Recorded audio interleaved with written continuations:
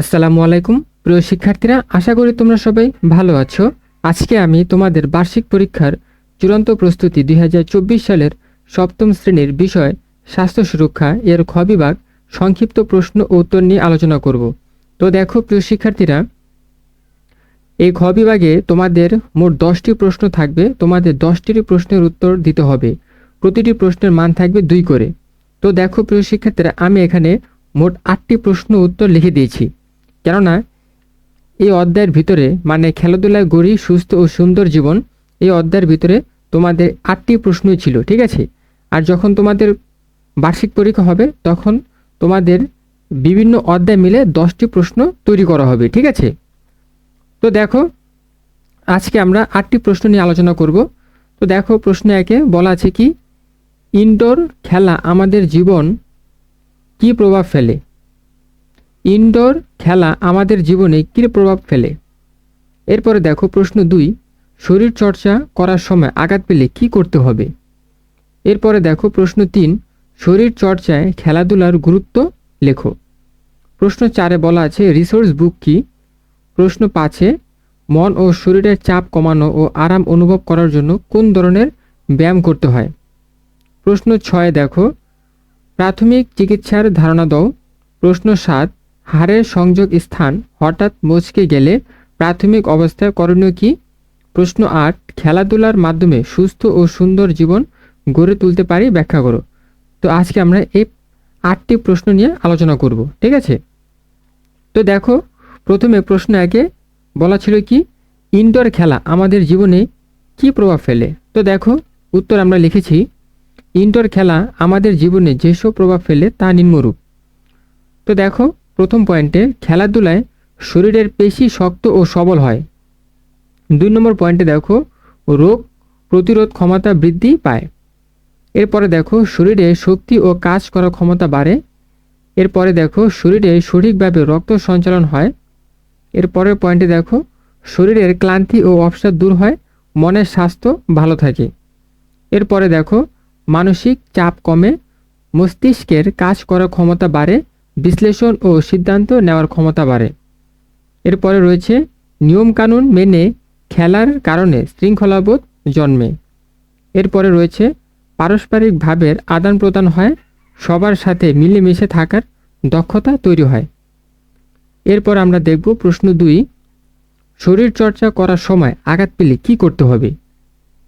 তো দেখো, আমরা উত্তরে লিখেছি শরীর চর্চা করার সময় আঘাত পেলে প্রাথমিক অবস্থায় নিম্নলিখিত ব্যবস্থা নিতে হবে। তো কি কি ব্যবস্থা নিতে হবে? দেখো, রক্তপাত বন্ধ করার জন্য ক্ষতস্থান চাপ দিয়ে ধরে রাখতে হবে, কোনো পরিষ্কার কাপড় দিয়ে ক্ষতস্থান বেঁধে দিতে হবে। এরপরে রয়েছে প্রথমেই মচকে যাওয়া অংশ যেন নড়াচড়া না করা হয় সে ব্যবস্থা নিতে হবে। প্রয়োজনে ক্র্যাপ ব্যান্ডেজ ব্যবহার করা যেতে পারে।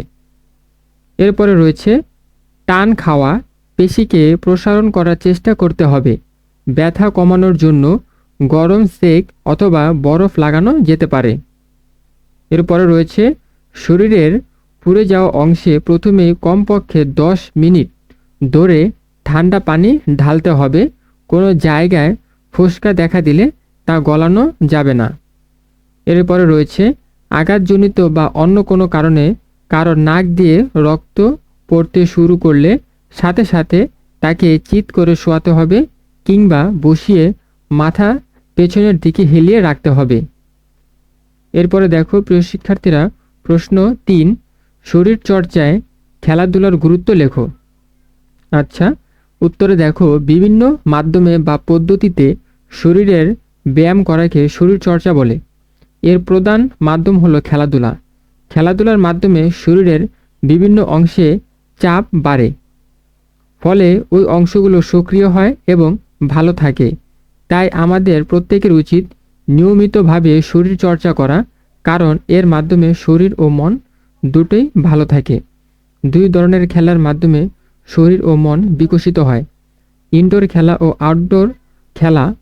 ইনডোর খেলা হলো যেগুলো লুডো, ক্যারম, দাবা আমরা বদ্ধ জায়গা বা ঘরের ভিতরে খেলি। আর আউটডোর খেলা হলো যেগুলো দৌড়, লাফ, কাবাডি, ফুটবল, ক্রিকেট আমরা ঘরের বাইরে বা খোলা জায়গায় বা মাঠে খেলি। এসব খেলার মাধ্যমে আমরা আমাদের শরীর চর্চা করি এবং মেধারও বিকাশ ঘটাই। এরপরে দেখো প্রশ্ন 4, রিসোর্স বুক কি? উত্তরে দেখো, রিসোর্স বুক হলো তথ্য বই বা তথ্য পুস্তক।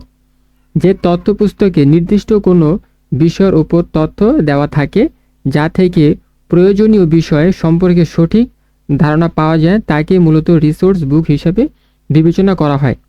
উদাহরণ হিসাবে বলা যায়, শিক্ষার্থীরা খেলাধুলা করতে গিয়ে নিজেদের জীবনে ঘটে যাওয়া আঘাত বা দুর্ঘটনা নিয়ে সহপাঠীদের সাথে আলোচনা করে একটি তালিকা তৈরি করেছে।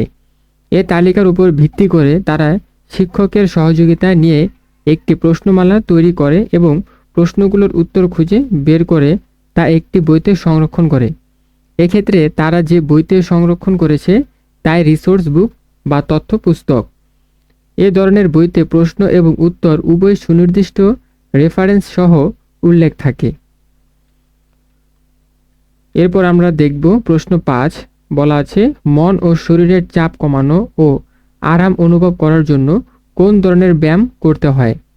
উত্তরে দেখো, শরীরের চাপ কমানো ও আরাম অনুভব করার জন্য কিছু শ্বাস প্রশ্বাসের ব্যায়াম করতে হয়।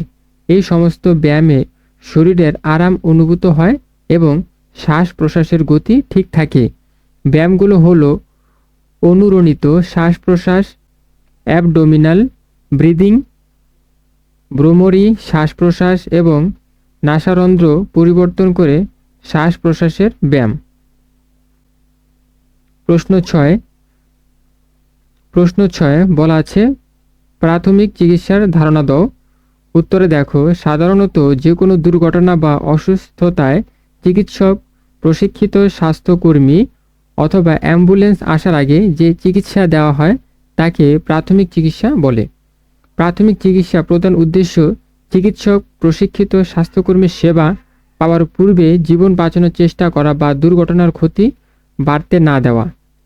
উদাহরণ হিসেবে বলা যায়, খেলাধুলা ও শরীরচর্চা বা অন্যান্য কাজের সময় কেটে গেলে ক্ষত স্থান ভালো করে পরিষ্কার পানি দিয়ে ধুয়ে রক্তপাত বন্ধ করার জন্য ক্ষত স্থান চাপ দিয়ে ধরে কোনো পরিষ্কার কাপড় দিয়ে বেঁধে দেওয়া।